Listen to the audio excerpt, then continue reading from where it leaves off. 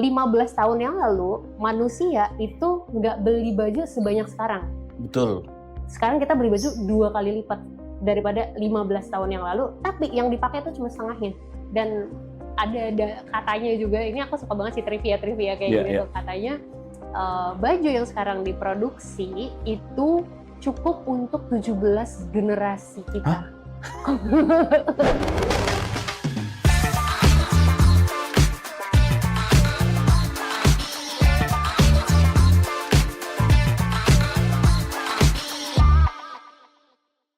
Selamat datang di Dialog Hospitality Podcast. Tepuk tangan dulu dong.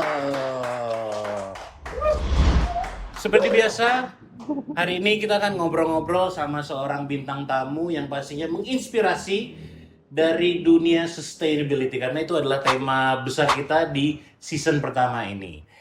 Hari ini kita kedatangan seorang perwakilan dari Tricycle yang dikenal sebagai pionir dalam sustainable fashion world. Asik sekali. Tepuk tangan yang meriah buat Mbak Anissa Fauzia. Apa kabar Mbak Anissa? Kabar baik, terima kasih. Gimana hari ini? Hari ini Baik-baik aja? Baik-baik aja, puasa ngantuk. Oh, ngantuk Selalu. ya? Selalu ya? Jadinya. Nah, Mbak Anissa ini kan dari Tricycle. Boleh diceritain sedikit nggak Mbak? Tricycle itu apa sih? Tricycle itu adalah sebuah usaha sosial atau social enterprise yang bergerak di bidang textile waste yang dijadikan merchandise gitu. Dengan membawa pesan conscious consumerism untuk audiensnya. Oh, conscious consumerism. Yes. Awalnya gimana Mbak? Terinspirasi kan kalau saya baca tuh di website di Instagramnya, terinspirasi dari siswa Green School. Betul. Gitu, itu gimana ceritanya Mbak?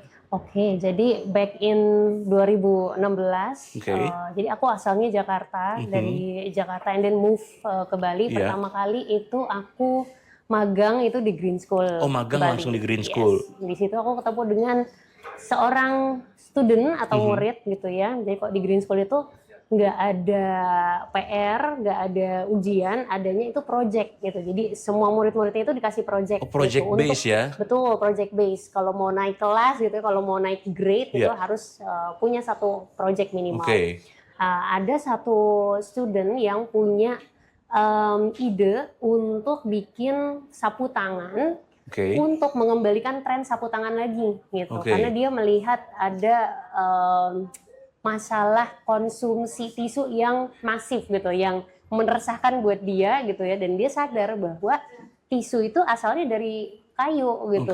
Kayu itu asalnya dari hutan gitu. Hutan Indonesia pada waktu itu juga sedang parah-parahnya gitu, penggundulan hutannya dan sampai kejadiannya itu kebakaran gitu. Karena saking keringnya gitu ya. Jadi kalau Bang Clay tahu di Kalimantan itu peatland forest gitu. Jadi istilahnya hutannya hutan gambut. Yang seharusnya tanahnya itu selalu basah gitu. Tapi tapi karena digunduli terus, kayunya diambilin, pohonnya diambilin, itu bikin tanahnya itu jadi kering dan jadi prone to fire atau istilahnya gampang kebakaran. Benar. Nah, itu kejadian tahun 2015 yang sampai asapnya itu kebakarannya ke negara-negara tetangga. Kemana-mana gitu. Ya. Dari situ pun aku juga jadi pingin melakukan sesuatu nih gitu. There must be something yang bisa kita lakukan sama-sama sebagai umat manusia gitu. Karena ngelihat siapa tadi namanya? Namanya Ben. Umur berapa kalau boleh tahu? Waktu itu umurnya masih 14 tahun. 14 tahun ya ampun. Yes. Coba kebayang kita umur 14 tahun mikirnya apa sih gitu ya? Benar. Tapi dia udah kepikiran sana. Mungkin ya karena sistem didiknya di Green School juga sudah sangat advance gitu, sehingga ya murid-muridnya juga ketika menjalankan proyek ya selalu yang berhubungan dengan sustainability. Gitu. Itu sih, jadi dari sana tergerak dan akhirnya team up nih sama band gitu, sama student ini, disupport juga dengan banyak orang di lingkungannya gitu, dari Three Handkerchiefs, namanya waktu itu Three Handkerchiefs. Tahu. Benar, dan akhirnya ketika itu kan Three Handkerchief kita produksinya sapu tangan aja gitu ya. Dan waktu itu kita bikin desain itu menarik sapu tangannya gitu, karena ada di Bali gitu ya, kita bikinlah peta. Betul. Ingat banget. Peta-peta yang ada di Bali, peta Canggu, peta Ubud gitu, dengan banyak bisnis di dalamnya gitu yang mensupport kegiatan ini. Sampai akhirnya kita berevolusi gitu ya istilahnya dari Three Handkerchiefs yang akhirnya kita pikir kenapa ya kita nggak bikin produk-produk lainnya juga gitu, nggak hanya sapu tangan gitu. Sebenarnya kalau kita ngomongin kain tuh ada banyak banget kan produk turunannya, ada baju, ada tas, ada pouch, ada pokoknya segala macam aksesoris fashion atau homeware bahkan gitu. Nah akhirnya dari ideation dari handkerchiefs gitu ya, akhirnya kepikiran juga kenapa ya kita nggak coba pakai bahan-bahan yang jauh lebih ramah lingkungan. Emang sebelumnya pakai bahan sebelumnya kita pakai katun organik. Oh, gitu. Katun organik gitu. Tapi organik yang memang sudah ada sertifikasi khusus bahwa kain ini diciptakan atau dibuat tanpa ada sesuatu yang sintetis atau kimia gitu. Nah akhirnya kain baru tuh berarti ya? Betul, kain baru. Nah akhirnya ketika berevolusi jadi Tree Upcycle itu karena kita ketemu dengan sebuah hotel yang mereka tuh bingung. Mereka punya banyak limbah bed sheets atau spray hotel gitu ya, terus kayak consult ke kita ini bisa dijadiin apa ya gitu. Karena mereka memang harus ganti tiap berapa tahun sekali gitu ya? Betul, bahkan nggak beberapa tahun sekali gitu. Banyak yang kalau yang bintang-bintang gitu ya, sampai berapa ratus kali cuci itu mereka udah harus ganti. Walaupun istilahnya nggak ada bolongnya, nggak ada nodanya, nggak rusak gitu, itu mereka harus sudah get rid, udah ganti sama yang baru. Gitu. Jadi memang perputarannya selalu ada kan kalau untuk bed linen di hotel gitu. Akhirnya mereka konsultasi, mereka punya banyak. And then akhirnya kepikiran lah bikin merchandise gitu. Dan dari situ merchandise juga kita hotel. Merchandise untuk hotel gitu. Jadi si bedsheetnya ini kita buat jadi tote bag pada waktu itu, dan akhirnya oh ya kenapa enggak ya kita bisa pakai si bedsheet atau bed linen ini yang dari hotel-hotel, bahkan jauh lebih sustainable daripada katun organik. Gitu. Walaupun si linennya ini bukan organik, bukan apa gitu ya? Walaupun bukan organik, tapi mostly bed linen itu pasti dia bahannya alami setidaknya gitu. Kalau bahan kain kan ada dua, ada yang alami, ada yang sintetis. Betul. Nah kalau yang alami, at least dia udah bisa terurai gitu kan. Kalau bed linen gitu kalau hotelnya bagus, mostly campuran polyesternya nggak ada, gitu, atau yang campuran bahan sintetisnya itu nggak ada, gitu. Dan itu jauh lebih bagus daripada kita beli bahan baru. Reuse anyway gitu kan. Betul, memperpanjang usia pakai dari si material tersebut, gitu. Tree Upcycle. Nah, Tree Upcycle evolusi lagi jadi Treecycle. Gitu, karena kalau hanya mengandalkan dari bahan-bahan yang bekas itu jujur lumayan susah banget. Kenapa tuh Mbak? Karena kita harus secure dulu nih resource-nya, yang kadang-kadang demand-nya ada, stoknya lagi nggak ada. Ada yang request, kita nggak bisa bikin karena nggak ada materialnya gitu. Akhirnya beruntungnya di zaman sekarang tuh banyak banget tekstil-tekstil dengan teknologi yang bagus. Gitu, yang memang sudah jauh lebih ramah lingkungan dibanding yang tekstil-tekstil sebelumnya. Gitu. Mungkin kalau pernah dengar ada Ecovero, ada Tencel, terus juga yang banyak sertifikasi lain-lainnya, itu ada banyak sekali kain-kain yang sudah didaur ulang juga, dan itu bisa kita pakai. Jadi akhirnya nggak terpentok hanya di upcycling produk aja, tapi juga produk-produk yang memang dari kain yang ramah lingkungan. Tapi tetap core-nya adalah kalau bisa kita pakai yang sudah ada gitu ya, tanpa harus beli baru, kita akan pakai yang sudah ada gitu, atau memperpanjang usia. Memperpanjang usianya, betul. Daripada dibuang jadi waste gitu kan ya? Betul. Nah, terus di Treecycle ini kan terinspirasi lagi dari Trihita Kirana. Nah, itu gimana? Trihita Kirana. Itu gimana cerita itu? Ceritanya, nah memang ketika kita mikirin nama ya, waktu itu apa ya namanya, Trihita Karana itu kita suka banget sama filosofinya. Kan menjaga keharmonisan antara manusia dengan lingkungan dan juga dengan Tuhan atau the divine lah kita bisa bilang ya. Dan sebenarnya konsep Trihita Karana ini dekat banget sama konsep sustainability yang ada sekarang. Dan bayangin ya, nenek moyang kita tuh udah mikirin itu gitu dari zaman nggak tahu zaman kapan, mungkin udah ratusan tahun yang lalu tuh Trihita Karana tercipta gitu kan di ajaran Hindu memang.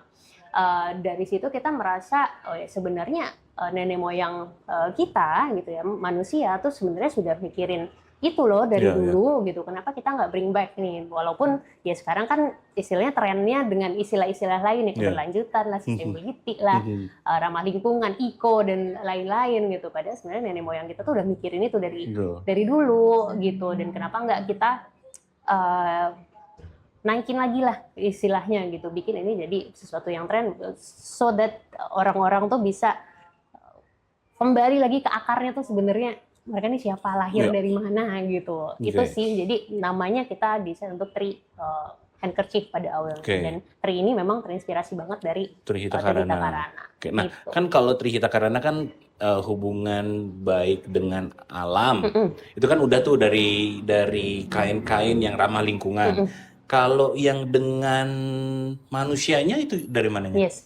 Jadi sebenarnya kalau ngomongin sustainability itu kan bukan hanya tentang lingkungan. Betul. Ya, tapi ada di situ ada environment kan, lingkungan, ekonomi, sama ada social juga gitu. Jadi sebisa mungkin sebuah brand atau company apapun itu kalau memang mau ke arah sustainable ya mereka harus perlakukan ketiga-tiganya, orang-orang yang ada di baliknya dengan baik dulu gitu. Betul. Jangan cuma mikirin ya udah lingkungannya yang penting bersih tapi karyawan bisa nggak makan gitu kan, nggak mungkin gitu. Kalau manusianya nggak sehat, nggak secara mental dan secara fisik, lingkungannya sehat buat apa gitu. Sama aja bohong gitu kan, sama aja semuanya nggak berkelanjutan ujung-ujungnya.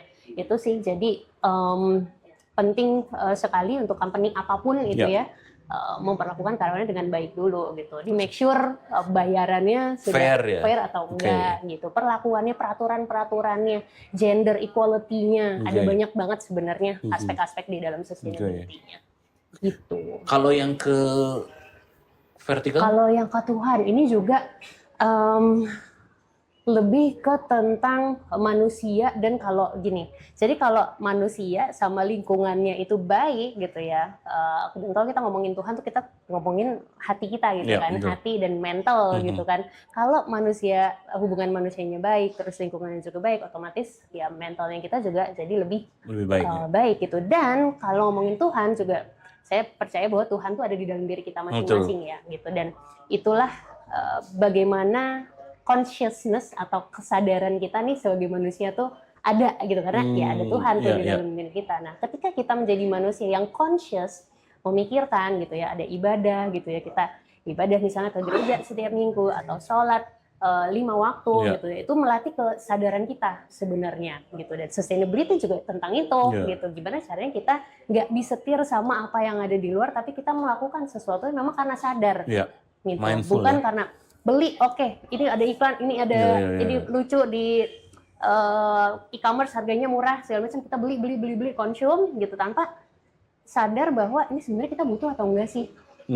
Gitu. Sebenarnya tuh kita perlu atau enggak, dan dampaknya tuh sebenarnya apa sih untuk kita, dampaknya juga buat lingkungan tuh apa gitu. Entah barangnya bisa apapun ya, bisa nggak cuma barang-barang dari tekstil ya, bisa makanan, bisa ya macam-macam gitu. Dan ketika kita dapat si consciousness itu, sadar dengan apa yang kita lakukan, itu menurutku juga bagian dari hubungan ke vertikal.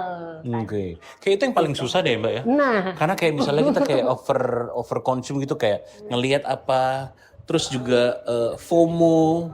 Untuk saya nggak FOMO sih ya, maksudnya kayak ada orang beli apa, mau beli apa nggak gitu, alhamdulillahnya. Tapi kan itu banyak banget gitu tentang FOMO, terus juga viral apa, beli ini, baju ini harus punya, gini-gini gitu. I've been there. Jadi, yes, dulu berarti Mbak Anissa ini nggak dari awal tuh? Oh enggak ya, aku tidak dari bayi tiba-tiba langsung bergaya hidup seperti yang sekarang. Pasti ada journey-nya gitu setiap orang. Turning point-nya di mana?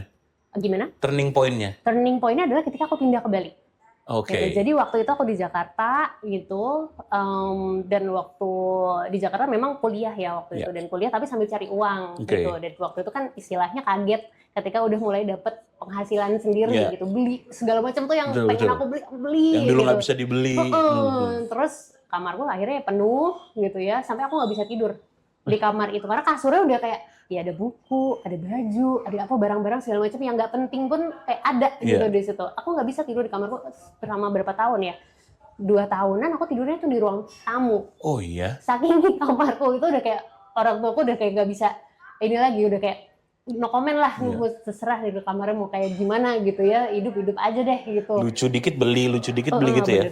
Dulu pernah ada di fase itu, and then pindah ke Bali itu cuma bawa satu koper kecil sama bukan tote bag, kayak apa sih, backpack gitu ya. Pindah, dan ternyata selama setahun aku bisa hidup dengan barang-barang itu aja tuh cukup gitu. Betul. Dan karena memang aku sadar waktu itu kan ngekos ya, jadi kalau ngekos kalau barangnya banyak tuh pindahan gimana, ribet, betul. ya kan. Jadi aku nggak mau beli gitu waktu itu, karena waktu itu posisinya aku belum bisa kayak menetap gitu di situ gitu. Dari situ akhirnya sadar bahwa oh ternyata aku malah lebih lega tanpa ada barang-barang itu. Nggak ada attachment tuh sama barang-barang itu. Ya udah, ketika aku tinggal ternyata gue bisa lebih happy gitu, lebih enteng gitu hidupnya. Di situ sih turning poinnya. Plus waktu itu kan memang di lingkungan Green School yang memang banyak diajarin tentang sustainability juga gitu. Jadi dari situ juga belajar bahwa oh ya, menjadi conscious. Padahal lu magang ya di situ ya. Padahal magang gitu. Tapi memang kegiatan-kegiatan yang ada di dalamnya tuh sangat mendukung dan sangat mendorong perubahan mindset. Siapapun yang ada dalam situ ya? Yes, siapapun, entah yang studentnya, entah gurunya, entah orang-orang staff yang kerja di sana. Karena memang sistem yang ada di sekolah itu jujur bagus banget sih. Gitu. Nah, kalau misalnya kita ngobrolin tentang hospitality, sustainable hospitality, pasti nggak jauh-jauh dari turis juga. Yes. Dari wisatawan lokal, terus juga dari luar kayak gitu. Kira-kira menurut Mbak Anissa, ada nggak kebiasaan kita nih, kan kita juga pernah lah jadi turis gitu kan. Kebiasaan kita supaya bisa lebih sustainable gitu. As a turis ya.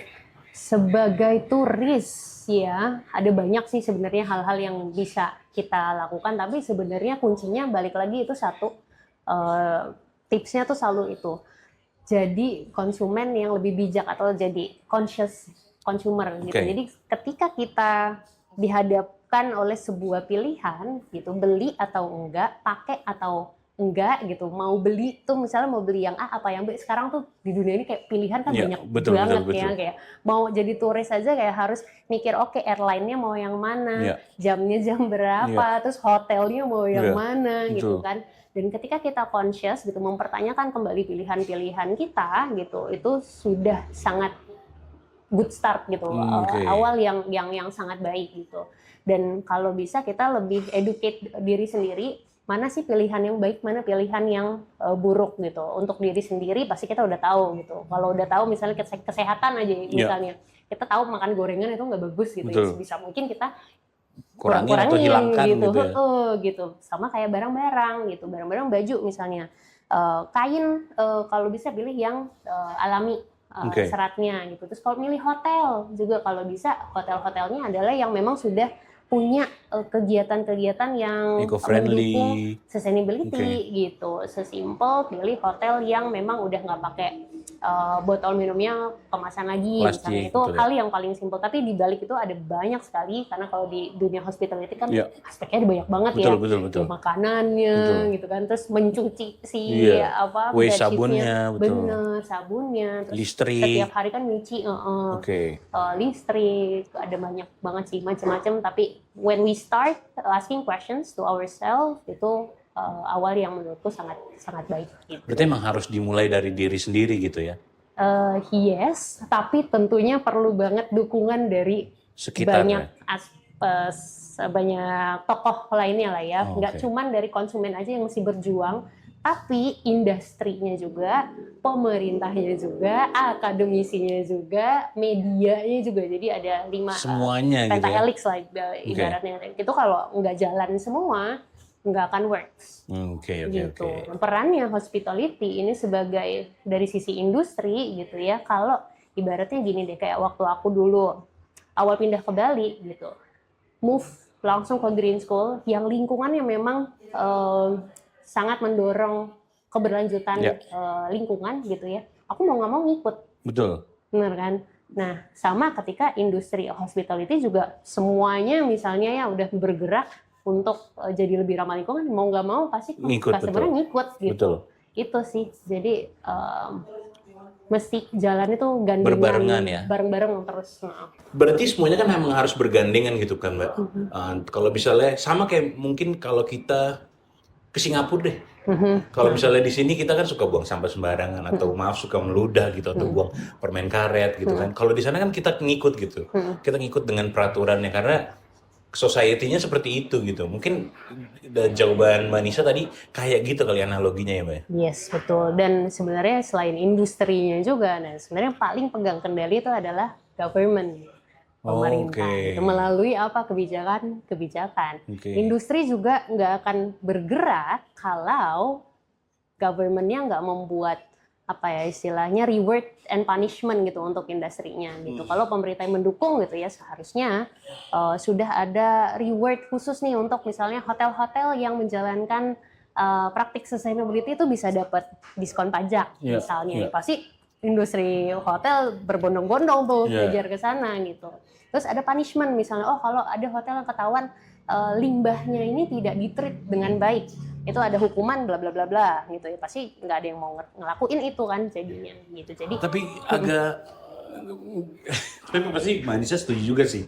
Maksudnya kita juga setuju gitu kalau masalah kayak gitu apalagi berhubungan sama pemerintah, ada aja triknya gitu loh Mbak. Gimana kayak misalnya let's say pemerintah sudah bikin peraturan tentang limbah atau tentang apa gitu. Tetap aja kan ada aja yang bandel-bandel gitu kayak oke, inilah cincailah gitu misalnya ceritanya. Itu gimana ya? Maksudnya kan kalau itu udah susah banget berarti ya, Mbak. Kalau itu udah lebih ke mentality dari orang-orangnya masing-masing ya gitu. Dan menurut saya sebuah peraturan kalau memang ditegakkan dengan benar pasti akan berjalan gitu. Tapi dengan kalau ada oknum-oknum misalnya oh boleh kasih duitnya aja udah bisa langsung lolos misalnya.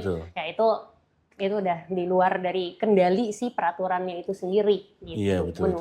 Menurut gue. Jadi itu panjang lagi lah kalau kita ngomongin itu beda, itu another story ya. Topik kayaknya betul. Oke, terus balik lagi misalnya ke hospitality, hotel-hotel misalnya kan udah banyak nih hotel-hotel yang menamakan dirinya gitu atau menyebut dirinya tuh eco-friendly hotel, let's say gitu, atau super green hotel misalnya gitu.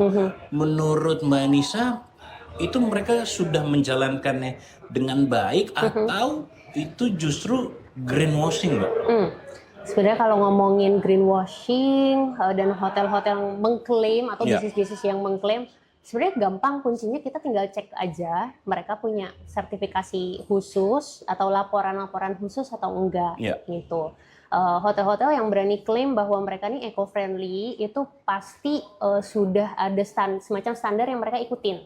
Gitu. Sekarang tuh ada banyak banget standarisasi untuk bisnis-bisnis termasuk hospitality. Misalnya dari WWF itu mereka punya Shining Blue program salah satunya gitu. Jadi tinggal ikutin checklist dari mereka gitu ya. Ada banyak sih sebenarnya checklistnya dan level-levelnya itu ada panjang banget gitu untuk sampai benar-benar jadi hotel yang ramah lingkungan gitu. Mulai dari tidak boleh ada plastik single use di hotelnya. Terus juga tadi air yang dipakai untuk mencuci gitu ya limbahnya kemana gitu. Terus ada event-event yang mengusung sustainability atau enggak, ada banyak banget gitu. Dan sekarang tuh ada banyak juga platform-platform yang kita bisa make sure gitu hotel-hotel mana sih yang emang beneran sustainable dan udah punya sertifikasi gitu untuk sustainability. Itu si Shining Blue ini tuh ada website gitu. Terus kita tinggal bisa ketik aja hotel ini ada atau enggak di situ. Kalau memang ada ya berarti benar gitu. Jadi greenwashing atau enggak itu tergantung banget gitu ya dari bagaimana cara si hotel ini gaining that title gitu. Itu sih menurutku. Jadi terus kalau greenwashing ya memang ada beberapa. Banyak nggak sih? Kalau brand banyak, kalau hospitality sih mungkin ya ada yang self claim gitu ya istilahnya. Gitu. Karena dia mungkin beberapa besar dari si checklistnya itu udah tuh, tapi yang nggak kelihatan tuh. Nah untuk yang seperti itu ya jatuhnya sebenarnya greenwashing gitu, bahwa mereka sebenarnya hanya melakukan cuman ya seujung kuku dari semua kegiatannya mereka gitu ya, tapi klaim bahwa mereka sudah eco-friendly gitu. Dan sebenarnya banyak juga walaupun hotel-hotel yang udah mengikuti standarisasi nya ini mereka tuh hanya sekedar memenuhi kebutuhan gitu. Karena kan ada hotel-hotel yang chainnya internasional gitu. Dan kalau internasional tuh mereka udah punya KPI masing-masing, bener nggak sih? Gitu. Terus betul. Jadi udah kena, ya udahlah ikutin aja gitu, tanpa mengetahui, tanpa memahami core dari sustainability itu sendiri itu apa gitu. Itu sih banyak yang jadinya hanya ya udah ikutin aja gitu, yang penting dapat standarisasinya. But itu nggak buruk juga sebenarnya, as long as mereka memang benar-benar melakukan somewhere gitu kan. Oke, mulainya dari kecil gitu. Mungkin nanti ke depannya bisa melebar kemana-mana gitu. Sama kayak misalkan sekarang ini kebanyakan orang lebih apa ya dibilangnya ya, lebih perhatiannya sama makanan organik. Nah kan Mbak Anissa ini dari industri fashion nih, kenapa orang nggak banyak yang tahu atau nggak banyak yang mau melakukan ke masalah fashion organik nih Mbak? Kenapa orang tuh malah makanan organik, padahal baju juga kita pakai sehari-hari, gitu. Gimana ya? Ini lebih peduli gitu loh sama makanan organik dibanding ke fashion gitu ya. Mungkin memang gini, kalau aku lihat ya, manusia kan kebutuhan utamanya ada 3 ya, sandang, pangan, papan gitu. Nah, pangan ini yang paling utama sebenarnya. Manusia kalau nggak makan istilahnya bisa langsung mati gitu kan. Tapi kalau nggak pakai baju ya mungkin matinya malu aja sih. malu aja, bener nggak mati gitu ya. Di kasarnya gitu. Jadi memang ya manusia secara naluri memang akan mikirin apa yang ya kita kan punya insting survival gitu. Jadi ya mereka akan mikirin hal yang paling berdampak dulu ke diri mereka sebelum ke yang lain-lain. Gitu. Tapi penting nggak menurut Mbak? Untuk make sure sangat penting gitu, karena memang mungkin istilahnya kalau ke kesehatan manusianya sendiri dampaknya itu nggak direct gitu. Dia mungkin ya. Betul. Kalau untuk ke si sandang ya. Kalau pangan kan itu apa yang kita makan tuh bisa langsung berefek besoknya misalnya. Gitu kan, makan gak bener dikit langsung buang-buang air misalnya. Tapi kalau si sandang ini mungkin nggak langsung, ada yang memang kulitnya mungkin sensitif gitu ya. Tapi nggak seberapa lah gitu. Tapi isu sandang ini muaranya itu bisa ke isu limbah lagi gitu. Dan faktanya 60% dari baju yang kita pakai itu bahannya adalah polyester. Polyester itu asalnya dari mana ya? Minyak bumi gitu. Dan 60%. Itu 60% di baju zaman sekarang. 15 tahun yang lalu manusia itu nggak beli baju sebanyak sekarang. Betul. Sekarang kita beli baju 2 kali lipat daripada 15 tahun yang lalu, tapi yang dipakai itu cuma setengahnya. Jadi di sini tuh udah ada red flag banget lah. Kita tuh manusia udah over consuming banget gitu. Dan mestinya kita nggak perlu baju sebanyak itu, mestinya kita nggak perlu sepatu atau apapun sebanyak itu. Kadang beli makanan pun udah berlebihan dibuang gitu. Ini bukan cuma ngomongin tekstil aja ya, tapi pangan juga gitu. Banyak banget masalah sampah organik nih zaman sekarang gitu. Productionnya butuh energi, ya kan? Udah diproduksi, dibeli, tapi nggak dipakai. Habis itu dibuang. Dipakai buat story doang mungkin. Mungkin sekali doang, habis itu udah gitu kan. Habis itu dibuang, terus dibuangnya kemana? Di Indonesia, infrastruktur waste management-nya parah banget ya. Nggak ada, bukan parah. Bukan parah, nggak ada ya. Itu TPA, ya udah hanya TPA gitu, tempat ngumpulin sampah. Mungkin ya sekarang udah lumayan banyak ya, ada TPS 3R, ada bank-bank sampah, udah bagus gitu. Tapi kalau kita compare gitu ya sama yang memang benar-benar memanage waste-nya, make sure sebisa mungkin yang masih bisa di-recycle itu di-recycle. Indonesia belum nyampe situ. Apalagi tekstil itu belum ada regulasi khusus gitu. Jadi memang masih dianggap sebagai sampah residu dan ya udah nggak bisa diapa-apain. Gitu. Kalau masalah sampah tekstil sendiri, ada nggak negara yang Mbak Anissa look up to gitu? Kalau limbah tekstil yang punya sistemnya bagus gitu atau pembuangannya bagus atau gimana gitu?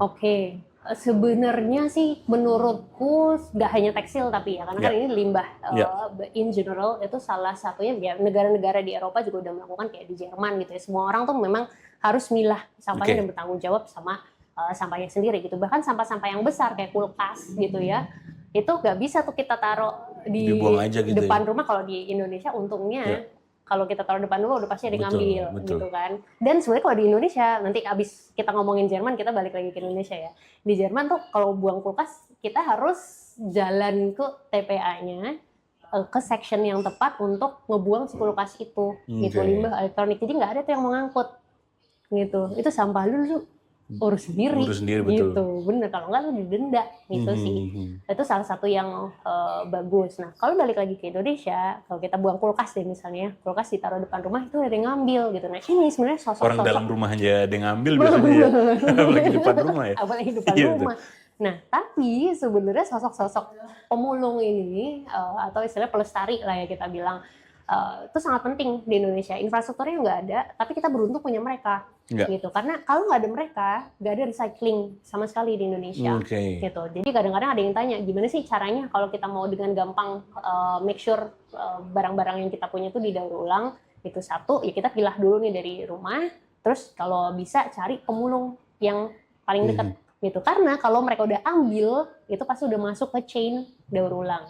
Karena dipretelin, mana yang berguna, mana yang bisa dijual. Bener. Ternyata nggak seburuk itu juga ya? Sebenarnya dibilang nggak seburuk itu juga enggak, tapi pasti ada lah orang-orang yang mengambil opportunity gitu kan dari situ. Dan kita beruntung banget punya pemulung-pemulung ini yang mau kerja panas-panasan, yang mau ngurusin sampahnya kita, karena mereka lihat value di situ. Kita nih yang masyarakat kebanyakan belum lihat value dari sampah. Gitu. Karena sebenarnya sampah tuh nggak bukan sampah namanya ya, sampai itu kita anggap sampah gitu, gimana ya bilangnya. Iya, ngerti. Gitu.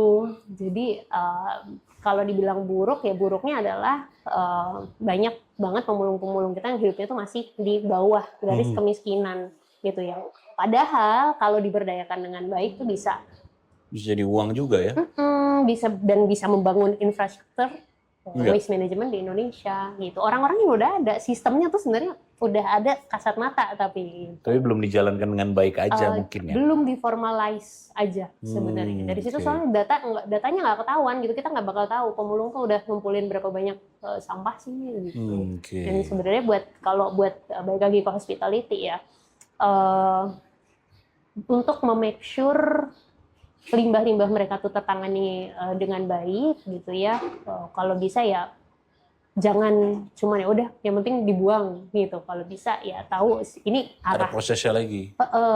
Tahu, seenggaknya tahu prosesnya ini tuh kemana gitu. Oke, hire tukang sampah misalnya. Seenggaknya tahu nih tukang sampah ini bawanya kemana sih gitu. Apakah emang langsung ke TPA aja and then done, atau dipilah lagi sama mereka, karena ada beberapa tukang sampah yang memang pilah lagi karena mereka lihat value dari si sampahnya ini.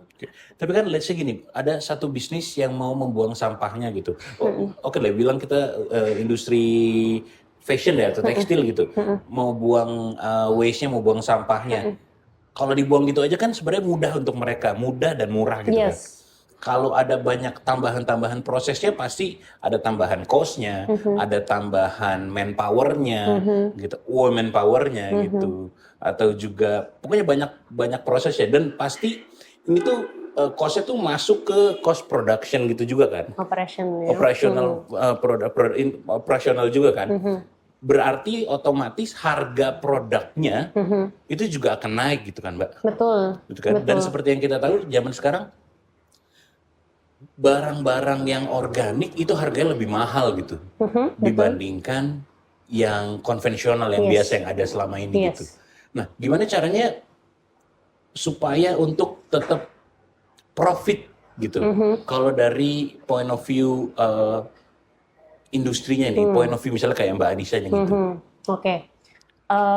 Kalau ngomongin profit over impact gitu ya, memang itu adalah masalah semua social enterprise. Gitu. Tapi saya sebagai socialpreneur gitu ya, percaya bahwa kita tuh manusia sebenarnya nggak berhak untuk mengambil sebanyak itu.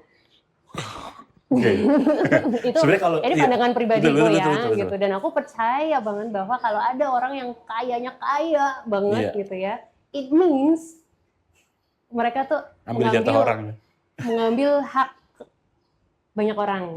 Gitu. Entah itu resource yang dia ambil duluan, dikeruk duluan gitu, yang seharusnya itu bisa dibagi-bagi tapi enggak gitu ya. Tapi itu pandangan pribadiku ya gitu. Jadi kalau gini, dan kalau ngomongin harga gitu, ini cost production-nya jadi mahal gitu, terus harga jualnya juga jadi mahal, terus jadinya orang nggak ada yang beli. Gitu. Dan ini juga pesan yang selalu disampaikan ke audiensnya Tricycle. When we buy things that is overly cheap gitu ya, yang murah itu murah bangetan gitu. Kadang-kadang kan kita nggak habis pikir ya, masa sih baju harganya cuma segini gitu, masa sih cuma segini. Itu pasti dalam produksi barang murah itu ada hal-hal yang kita nggak bayar, yang mungkin kita bayarnya di masa depan, atau ada hak orang lain yang kita nggak bayarin. Gitu. Cheap labor maksudnya? Cheap labor bisa aja. Misalnya kita beli apa ya, simple as kayak waktu itu di TikTok, ini nggak apa-apa ya nyebut. Di TikTok waktu misalnya ada sepatu 5.000 gitu. Make sense nggak sih? Betul. Ya, kayak bayangin aja kita bikin sepatu gitu ya, terus dengan segala waktu dan segala, walaupun itu pakai mesin gitu kan, tapi kan semua butuh energi ya. 5.000 gitu ya? 5.000 gitu, 5.000 cukup buat apa sih zaman sekarang gitu, harganya 5.000. Perlu dipertanyakan gitu ya, ini bikinnya bahannya pakai apa gitu, dan paling juga maksudnya kalau ada bahan yang murah gitu ya, besok udah rusak nih sekali pakai, kan gitu, jadinya ya ada buang-buang gitu ya, jadi wasteful banget gitu untuk kayak cuma sekali pakai. Terus labornya dibayar nggak? Tuh dengan 5.000, terus lingkungannya gitu, apa nih yang diekstrak dari alam kita nih untuk bisa bikin sepatu harganya semurah itu 5.000 gitu. Mungkin kita bayarnya nggak sekarang nih sepatu 5.000 ini, tapi di masa depan mungkin yang bayar bukan kita gitu, tapi anak-anak kita, cucu-cucu kita. Gitu. Ya, kalau mau ngomong jauh ya gitu. Terus gimana dong biar bisa sustain dengan harga yang tinggi gitu? Sebenarnya kalau tingginya tuh nggak tinggi-tinggi banget. Jadi gini, kadang-kadang bukan kadang ya, aku malah merasa sebenarnya bukan harganya yang tinggi gitu, tapi sistem yang udah terbentuk sekarang. Bener. Itu membuat kita merasa itu harganya Betul tinggi sekali. karena industri sekarang tuh kayak berlomba-lomba murah gitu tanpa ada treatment limbahnya, tanpa ada mikirin labor dan segala macam. Itu sistemnya yang membuat itu harganya tinggi gitu. Padahal iya betul juga. Enggak gitu. Memang harganya tuh sepatutnya tuh segitu gitu. Itu sih, dan memang susahnya ya sekarang kan sistemnya sudah seperti ini gitu ya. That's why dari Tricycle sendiri selalu mau mengedukasi konsumen ataupun calon konsumen masyarakat gitu, karena ya itu tadi, kalau kan konsumernya nggak bergerak juga gitu, industri nggak bergerak gitu, pemerintahnya juga ya udah gitu. Itu sih edukasi. Berarti memang edukasi ke orang-orang ini sangat penting gitu ya, Mbak? Yes. Menurut Mbak Anissa udah seberapa persen nih edukasi tentang sustainability, tentang ramah lingkungan dan lain-lainnya nih yang udah jalan di Indonesia deh? Berapa persennya aku tidak bisa tahu ya. Kurang kah? Tapi kalau kita lihat semakin di sini, ada beberapa riset yang aku pernah baca bahwa terutama kalau untuk yang anak muda, gen milenial ke bawah gitu ya, 80% dari mereka itu akan memilih brand atau bisnis yang sudah melakukan praktik sustainability. Itu 80%. Ini global ya, bukan hanya di Indonesia. Bukan hanya Indonesia, gitu. Dan mungkin kalau dari pengalaman pribadi gitu ya, 2016 ngomongin sustainability ke orang Indonesia, orang masih gitu ya, orang masih apaan sustainability gitu, apaan sih climate crisis, ngomongin juga social enterprise waktu itu berbusa-busa lah ya 2016. Tapi sekarang terutama waktu itu aku ngerasanya titik lonjakannya itu setelah COVID. Setelah COVID, orang-orang tuh lebih aware sama keadaan lingkungan gitu, dan lebih ngerasain kalau kita nggak berpergian, kalau mobil nggak ada tuh langit lebih biru. Gitu. Itu seberasa itu waktu itu ketika COVID, dan seberapa berpengaruh. Ada satu virus aja ya, itu ruining the whole world gitu kan. Sedunia bener impact-nya gitu. Jadi aku sih ngerasanya di situ ya, ketika setelah COVID orang-orang Indonesia juga jadi lebih aware, dan memang kerasa kok, maksudnya ketika ngomongin sustainability itu sekarang juga udah lebih banyak bisnis-bisnis yang ngembangin kegiatan-kegiatan sustainability, terus acara-acara juga jadi lebih banyak karena trennya hopefully ini bukan hanya sekedar tren, tapi sekarang semua arahnya ke sana gitu.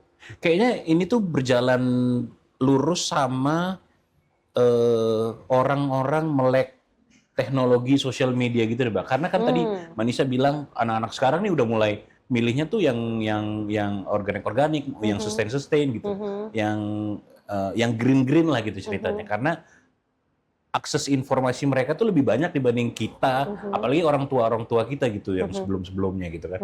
Mungkin gara-gara informasi, karena kan berarti nyambung juga sama edukasinya. Mereka udah dapat beritanya, dapat ceritanya gitu juga kan. Berarti lebih memilih, anak sekarang sudah mulai cenderung gitu kan. Berarti bagus dong ya, Mbak? Yes. Mungkin kalau aku lihat ya, sosial media itu bikin mereka jadi lebih kritis juga. Dan dari cara berpikir kritis yang seperti itulah yang akhirnya menimbulkan mindset atau kepentingan akan lingkungan di mereka. Gitu. Itu sih yang aku lihat. Karena kalau ngomongin kayak sosial media membantu meningkatkan tren, iya juga gitu. Tapi again tergantung sama apa yang kita konsumsi gitu kan. Karena yang aku pelajari, sosial media itu hanya bikin kita melihat apa yang pengen kita lihat gitu. Jadi kalau kita nggak suka sebuah informasi gitu, dia nggak akan munculin itu banyak-banyak gitu. Karena kan sosial media pasti pengennya kita pakai terus gitu dan menampilkan apa yang kita suka gitu. Tapi anak-anak zaman sekarang juga sebenarnya yang paling ngerasain dampak buruknya lingkungan zaman sekarang gitu. Dan setelah generasi alfa ini nanti kan ada generasi beta ya. Diramalkan generasi beta ini nih yang paling kasihan sebenarnya di antara semuanya, karena hidup mereka nggak akan semudah kita lagi karena lingkungan udah sangat jauh lebih sulit diprediksi, bencana-bencananya semakin banyak, prediksinya seperti itu. Anakku dong ya? Nah, bisa jadi. Kasian banget anak saya. Ya jadi 2050 memang sudah ada ramalannya gitu ya, bahwa banjir tuh bisa terjadi di mana-mana lebih banyak daripada yang sekarang. Karena yang sekarang aja kita lihat tempat-tempat yang nggak tadinya 10-20 tahun lalu nggak pernah banjir, sekarang banjir. Gitu kan? Kayak di Bali juga udah mulai-mulai nih. Cuaca udah kayak kita benar-benar susah banget diprediksi dan memang suhu bumi itu udah rata-ratanya naik 1 derajat. Dan 1 derajat tuh jangan dikira kayak cuma 1 derajat gitu ya, tapi itu pengaruhnya banyak banget. Jangan disamain kayak AC rumah gitu ya. Oke. Gitu sih. Nah, kalau kita balik lagi ke hospitality, ke hotel-hotel nih, let's say. Menurut Mbak Anissa, kalau misalnya hotel-hotel sudah mulai menggunakan fashion sustainable, kayak buat seragam, amenities, dan lain-lainnya, menurut Mbak Anissa dampaknya gimana nih buat industri fashion? Dampaknya buat industri fashion, tapi mungkin kalau kayak seragam dan lain-lain, industri yang berhubungan dengan tekstil gitu ya. Sekarang pun sebenarnya industri tekstil juga udah mengarah ke sustainability gitu ya. Hampir semua industri. Hampir semua. Bisa dibilang bahkan semua gitu. Karena sustainability ini udah jadi, kalau pernah dengar Sustainable Development Goals, ini UN udah dari tahun 2015 kalau nggak salah ya. Pokoknya goalnya tuh sampai tahun, ya aku lupa pokoknya tahun berapa sampai tahun berapa. Tapi United Nations itu udah ngeluarin goals untuk seluruh dunia istilahnya gitu. Ada 17 goalsnya, ada macam-macam, aku nggak hafal semuanya. Tapi salah satunya no poverty atau nggak ada lagi kemiskinan, kerjasama dan segala macam untuk memajukan kegiatan-kegiatan, mendorong kegiatan-kegiatan yang ramah lingkungan di segala aspek gitu ya, di edukasi juga, pokoknya di semuanya, nggak terkecuali tekstil gitu. That's why beberapa tahun kebelakangan tekstil juga udah mulai ngeluarin produk-produk yang ramah lingkungan gitu, yang dibikinnya dari bahan yang didaur ulang misalnya, yang memang ada sertifikasi, misalnya kainnya terbuat dari kayu gitu ya, viscose gitu, terbuat dari kayu. Nah itu di make sure tuh pohonnya benar-benar akan ketanam lagi, bukan cuma kayak ditebang habis itu udah biarin jadi aja kain, gitu ya. Gitu. Jadi ada banyak banget inovasi di luar sana dan di Indonesia sendiri gitu yang bisa tackle isu lingkungan. Karena kalau nggak salah, menurut informasi saya, asik sekali. Kayaknya top polluting industries itu fashion nomor 3 deh. Yes, benar. Ya kan? Benar. Energi nomor 1, agriculture and livestock nomor 2, dan yang ketiga adalah fashion and textile industry. Yang keempat baru justru transportation. Textile industry, bener banget nomor 3 karena ya kebayang ya kita punya baju seberapa banyak, tiap hari ada aja yang Satu orang nggak punya satu, Bener. satu orang nggak punya 10. Bisa ada yang 3 lemari Iya, gitu betul kan, juga ya. baju dan segala macam. Dan ada katanya juga, ini aku suka banget sih trivia kayak gini tuh, katanya baju yang sekarang diproduksi itu cukup untuk 17 generasi kita. Nggak perlu beli baju baru gitu ya? Bener, jadi 17 generasi. Baju yang sekarang ada di dunia gitu ya, cukup untuk 17 generasi. Gitu. Tapi kan tetap diproduksi, ada aja yang produksi baru gitu kan. Iya. Nah, tadi kan Mbak Anissa sebelum kita take, kita sempat ngobrol-ngobrol tentang Tricycle ini ada bikin, kedepannya mau bikin apa tadi Mbak? Ada clothing swap, ada apa? Itu mungkin bisa buat itu ya, biar orang nggak beli baru lagi. Itu apa Mbak? Boleh Mbak cerita sedikit Mbak? Jadi karena memang Tricycle itu sejak dari kita start kan 2016 ya, dan sadar betapa susahnya orang-orang tuh mengerti apa yang kita lakukan. Akhirnya start dari 2019 kita tuh juga mulai kegiatan-kegiatan yang edukatif istilahnya ke masyarakat. 2019 itu kita bikin cloth swap party. Gitu. Cloth swap party, Jadi party tapi bukan party biasa, tukeran baju gitu. Itu di 2019 tuh pertama kali. Ternyata animonya luar biasa. Gitu. Pertama kali kita waktu itu ngadain di Jakarta, waktu itu memang kerjasama sama beberapa partner dan lebih seringnya memang di Bali setelah itu. Di Bali pun orang happy banget gitu. Memang 70% bisa dibilang pesertanya perempuan. Gitu. Karena perempuan kan memang paling dekat dengan isu fashion ya gitu. Mereka seneng ganti-ganti baju, beli styling. Bilang bajunya udah nggak ada, cuman lemarinya penuh. Nah, bener banget itu. Nah itu selalu kita bilang, siapa di sini yang lemarinya banyak bajunya, tapi ketika buka baju itu nggak ngerasa punya apa yang bisa dipakai gitu. Itu sih. Jadi dari situ juga kita nyampein pesan gitu. Jadi nggak hanya tukeran bajunya, kita pengen mereka juga mengerti apa sih esensi dari tukeran baju ini gitu. Biasanya kita selipin gitu ya dengan talk show gitu. Kita kasih tahu gitu ya bahwa ternyata kalau kita nggak beli baju baru tuh udah bisa contribute untuk lingkungan juga loh gitu, dan bisa nabung juga jadinya, bisa good untuk financial pribadinya gitu. Jadi dari kegiatan-kegiatan itu sebenarnya. Nah, per tahun ini hygiene-nya gimana? Kalau hygiene jadi gini, kalau kita bikin cloth swap, kita selalu punya standar untuk dekorasi. Nggak semua baju bisa masuk untuk ditukar-tukarnya. Kalau ada baju yang udah kayak bau gitu ya, udah mohon maaf ya, tapi emang ada kan banyak banget. Ya, misalnya baunya udah bukan bau lemari lagi, bau macam-macam juga ada gitu. Nah itu udah nggak bisa kita terima masuk untuk ditukar-tukar. Kuratornya kesian juga ya Mbak? Kuratornya adalah volunteer kita biasanya, dan memang udah kita make sure supaya mereka tahu gitu ya penghandleannya nanti seperti apa baju-baju yang kurang layak ini. Yang bolong, yang kancingnya copot satu aja, itu kita nggak bisa terima. Gitu. Karena kita pengennya orang-orang yang datang bawa baju yang bagus, dapatnya baju yang bagus juga gitu. Jadi memang kita selalu encourage kalau bisa bajunya udah dicuci gitu. Walaupun kayak belum dicuci nggak apa-apa kalau memang nggak ada aroma tidak sedap apapun gitu. Dan per tahun ini karena memang kita lihat animonya bagus banget, masyarakat tuh pengen banget lebih tahu tentang sustainable fashion seperti apa. Kita bikinlah komunitas community base-nya brand-nya ini namanya Rikain. Betul. Jadi per tahun ini baru soft launching kemarin. Jadi kegiatan-kegiatan community-nya itu kita istilahnya membelah diri lah. Tricycle ini khusus untuk yang produk-produk textile yang sustainable. Rikain ini yang untuk community sustainable fashion atau textile-nya gitu.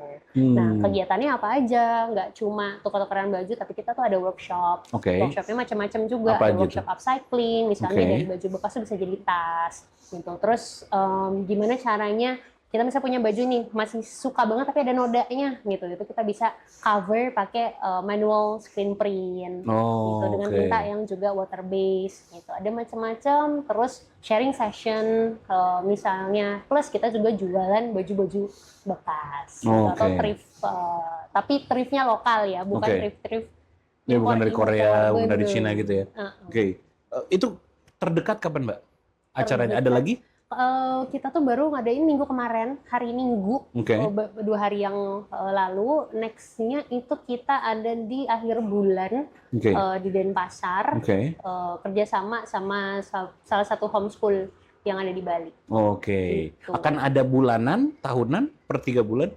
Sebenarnya kalau untuk cloth swap-nya mungkin akan lebih sering ya, kayak mungkin 3 bulan sekali, tapi mungkin dengan partner yang Beda-beda ya? gitu. Nah, tapi selain itu kita juga ada kegiatan charity gitu. Kita kasih tapi berbayar, gimana tuh ya bilangnya? Istilahnya charity bazar Yeah, kita yeah. bilang. Jadi kita nggak mau kasih baju-baju ini secara cuma-cuma Yeah. ke orang-orang yang membutuhkan. Kayak ini pas Februari kemarin kita ngadain di TPST Merpati Monang Maning. Yeah. Gitu, kita pajang baju-bajunya, kayak kita jual, tapi jualnya murah banget. Ya, Yeah. satu baju itu cuma 5.000 sampai 10.000 Yeah. paling mahal. Jadi kita nggak mau yang cuma ngasih aja, Yeah. and then nggak dipakai gitu, Yeah, terus betul. jadi sampah juga. Kita pengennya ya mereka bayar, tapi murah aja. Yeah. Itu pun ya nggak nutup operasional kita bahkan Yeah, yeah. sebenarnya.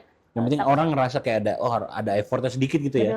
Benar, dan Oke. istilahnya kita pengennya mereka ngambil yang memang mereka suka, yang mereka akan Iya. pakai gitu, dan mereka lebih menghargai baju-baju itu gitu, daripada kayak jadinya toxic charity istilahnya. Oke. Kita ngasih Iya, iya, gitu, iya. terus impactnya nggak tahu apa, terus mereka juga jadinya kebiasaan gitu ya untuk ngambil aja. Iya, iya. Itu sih. Ngambil-ngambil aja maksudnya ya udahlah yang karena gratis gitu ya. Gratis Oke. ini, nah itu sih. Barang gratisan tuh juga ya itu, kita manusia Iya, benar. suka yang gratis-gratis, perlu dipikir-pikir lagi ketika mau Butuh nggak butuh ya gratis kok gitu kan. bener itu Sebenarnya semuanya tuh kembali ke manusianya nggak sih Mbak? Maksudnya kayak kalau kita tuh peduli, kita tuh mindful, kita tuh pakai tisu kayak biasa kan aja gitu ambil banyak-banyak atau beli baju gitu. Kayak mulainya dari situ sih ya. Terus peran pemerintah deh, boleh deh. Peran pemerintah untuk biar kita sadar tentang hal itu tuh menurut Mbak Anissa apa tuh? regulasi ya tentunya. Oke. Gitu. Nomor satunya itu pemerintah yang bisa lakukan. Ini mungkin salah satu contoh kecilnya aja. Kalau di Singapura gitu ya, karena tingkat diabetesnya tinggi gitu ya. Kira-kira apa yang bisa dilakukan pemerintah? Nggak mungkin tiba-tiba kayak mungkin pasang iklan gitu ya.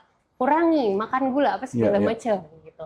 Tapi mereka pinter banget menurutku. Jadi semua produk-produk ada ratingnya ya misalnya? Ada ratingnya, bener. A, B, C, D, E gitu. E itu yang paling parah, jelek. Gulanya tuh banyak atau gula semua isinya lah gitu. Yang A ini yang kadar gulanya sedikit. Nah, tapi dari situ hal sekecil itu semua dilabelin gitu ya. Masyarakat juga otomatis semuanya teredukasi. Gitu. Dia tahu A itu apa, B apa. Nggak mungkin dia cuman kayak, dan itu labelnya benar-benar terpampang nyata gitu di semua produk. Industrinya juga jadi mikir gitu, oh kalau gue jualan ternyata gulanya gitu kan, mungkin orang nggak ada yang jadi beli kali ya, jadi ketahuan nih gitu buruk-buruknya gula semua. Itu sih, jadi hal sekecil itu aja tuh sebenarnya bisa merubah. Jadi satu kebijakan yang kecil tuh bisa ngerubah banyak hal. Itu dan saya pemerintah tuh penting banget sebenarnya. Tapi kan itu di Singapura ya. Singapura tuh negara kecil banget.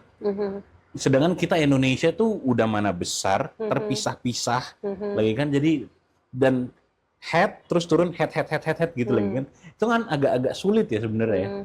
Nah, ini sedihnya juga kalau ngomongin Indonesia ya. Semuanya terpusat hanya di satu pulau aja. Iya, betul. Dan kalau ngomongin limbah di Indonesia, bayangin deh kalau ada misalnya Indomie gitu ya, atau yang sebut aja Mbak, sebut aja. Produk apapun itu yang ada kemasannya nyampe ke Papua yang paling timur gitu ya, itu mostly nggak bisa balik lagi untuk didaur ulang karena fasilitas daur ulang itu semuanya di Jawa. Semuanya ya? Di Bali belum ada? Di Bali ada, tapi yang kecil, standarnya itu nggak besar ya, kecil gitu. Di Sumatera ada, tapi itu di Batam gitu. Jadi yang timur-timur ini pernah bayangin nggak sih ada plastik itu kebawa ke Wamena misalnya? Mie goreng Aceh tapi ada di Wamena misalnya. Nah itu gimana cara baliknya, gimana cara ini bayar ongkos untuk ngirim semua plastik-plastik itu ke Jawa aja udah ongkosnya mahal banget gitu. That's why itulah kalau ngomong Indonesia ya sebenarnya kayak walaupun ini negara besar memang gitu, tapi kalau seharusnya bisa gitu, seharusnya bisa kalau nggak hanya terpusat di satu ini aja. Gitu. tidak Java sentris gitu. Mau ngomongnya gitu kan? Nggak apa-apa Mbak. Kita Gitu. fair aja, fair gitu loh. Dan ya ada banyak banget lah aspek, dan memang kalau di Indonesia sendiri banyak banget aspek-aspek yang belum terpenuhi, yang basic gitu ya pendidikannya, ya kesehatannya, ya Betul. makannya. Untuk sebelum ngomongin sustainability gitu, Iya, istilahnya betul. mau mikirin lingkungan aja Iya, perutnya betul. lapar Betul, gitu betul, kan, betul jadi banget, ya, Mbak. susah. Betul, betul, betul. Masih panjang perjalanan kita, Betul, tapi betul. aku nggak bilang itu nggak mungkin. Optimis gitu. nggak lo? Optimis sih optimis ya, tapi aku sih percaya bahwa semua manusia tuh diturunkan ke bumi gitu ya, punya misinya masing-masing lah gitu, dan ini misiku gitu. Untuk apa ya? Bukan membawa perubahan juga sih, lebih ke aku mau menjalankan apa yang aku percayai gitu aja sih. Nah, aku percaya sebenarnya bumi itu bisa jadi tempat yang lebih baik kok. Ya. Gitu. Percaya banget. Tapi kalau melihat sekarang ya Indonesia keadaannya seperti apa, dan kalau konteksnya Indonesia agak pesimis jujur. Iya. Again ya karena banyak hal-hal yang Ya. terjadi apalagi belakangan ini. Betul, betul. Oh, berita-berita itu tiap kalau buka tuh bikin Negatif semua ya. lambung Iya, ya. betul. Iya benar. Gitu, tapi again nggak ada yang nggak mungkin gitu. Lakukan apa yang kita percayai gitu. Kalau percaya ya jalani gitu Iya. aja sih. Oke. Terakhir Mbak, Tricycle kedepannya mau bikin apa selain yang tadi ada Rikain? Akan ada apa lagi? Oke. Kalau dari Tricycle per tahun ini juga mulai mau merambah ke recycling. Recycling. Jadi, yang tadinya upcycling, kalau upcycling itu kan lebih ke pakai yang udah ada Ya. terus diperpanjang usianya. Kalau recycling itu kan ada proses pengembalian materialnya lagi gitu. Jadi kita pengen bikin dari kain ini bisa jadi kain lagi. Oke. Alhamdulillah udah ketemu partner yang mudah-mudahan cocok gitu ya. Jadi kita pengen bikin produknya itu ya kain. Oke. Gitu. Nah kain-kain ini nanti bisa dibikin jadi macam-macam. Macam-macam yang lain-lainnya. Gitu. Iya itu salah satunya. Oke. Jadi Terus dari kain dicacah terus jadi benang, Iya. dari benang terus kemudian jadi kain lagi. Oke. Terus juga nanti bakalan ada event-event lanjutannya? Yes pasti Oke. ada banyak event-event di tahun ini. Pasti ada di sosial media, di tricycle.id Instagramnya, terus juga websitenya tricycle.co.id, Betul. atau Instagram Mbak Nisa? Aku Instagramnya Nesarts, nggak banyak share di Oh nggak banyak, sebenarnya. tricycle.id aja. Recycle-nya aja. Oke. Tricycle.id. Terima kasih banyak Mbak Nisa. thank Hari ini you. senang banget saya ketemu Mbak Nisa karena kita satu alma mater ternyata. Nggak penting juga sih, tapi kita juga banyak belajar tentang fashion industry, sustainable fashion industry, dan gimana bagusnya Indonesia ke depannya gitu ya Mbak. Terima kasih banyak Mbak Nisa. Semoga sebenarnya buat ngobrol ini masih panjang, masih banyak ya Mbak ya. Semoga nanti kita punya kesempatan lagi buat ngobrol-ngobrol lagi sama Mbak Nisa. Dan jangan lupa videonya di-share atau dikirim ke teman-temannya, ke saudaranya supaya banyak yang nonton. Terima kasih. Thank you.